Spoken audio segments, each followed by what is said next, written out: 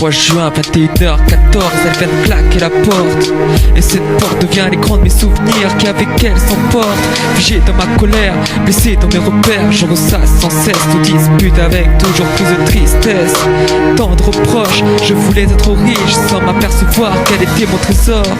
Mais à force de jouer aux pirates, je croupis sans rien au fond de la cave. Rentré en semaine avec mon état déplorable, j'étais pas présentable, mes vêtements puent et le tabac, mais ça je sais quoi d'illégal. Encore une soirée à péter la thune, brûler la thune, mais le lendemain tout revenait, on comptait là-dessus. Cycle sans fin, mais une brèche est ouverte, elle est partie, juste avec mon seul regard à la fenêtre.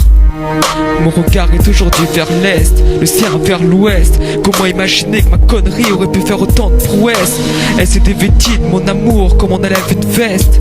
Elle est partie sans pleurer, elle avait dû faire le deuil de notre couple. Je suis resté avec mille questions alors que je pensais vivre sans un seul doute.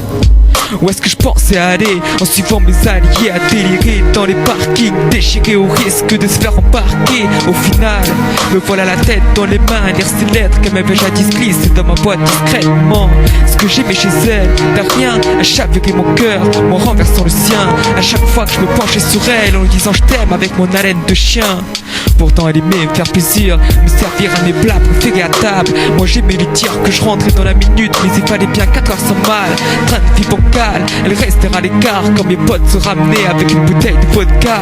Je sentais le malaise, mais je me croyais tellement balèze que je leur disais sans gêne de se mettre à l'aise. Je me foutais d'elle, je ne pensais qu'à ma vie. J'avais le pouvoir de mes sauces, ces 3 salopes qui ne pensaient qu'à ma bite. Perdu de mon égo, je lui donnais que mon égoïsme.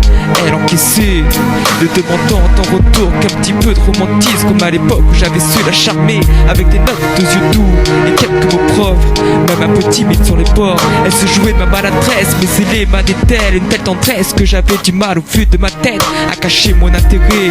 Elle m'attirait sans sourire, ses lèvres, ses gestes, j'aimais la regarder sans qu'elle s'en aperçoive. Se conduire avec les gens, elle était si délicieuse à voir. Ses coudes sur mon torse, son visage près du mien, dans ses yeux je pouvais voir qui j'étais.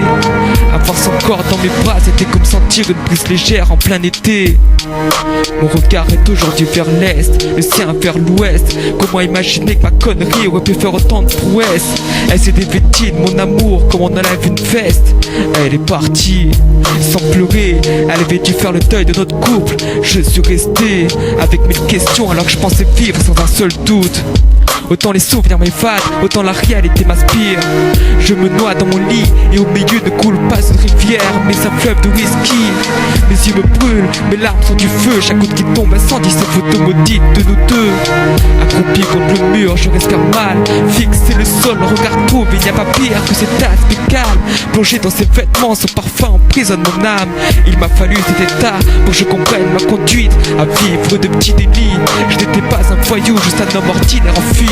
3 ans m'ont fait basculer dans une lassitude sans suite. Je me suis perdu et ce soir le seul moyen de me retrouver c'est avec elle. Reclus dans mon sommeil, le seul moyen de la retrouver c'est dans mes rêves.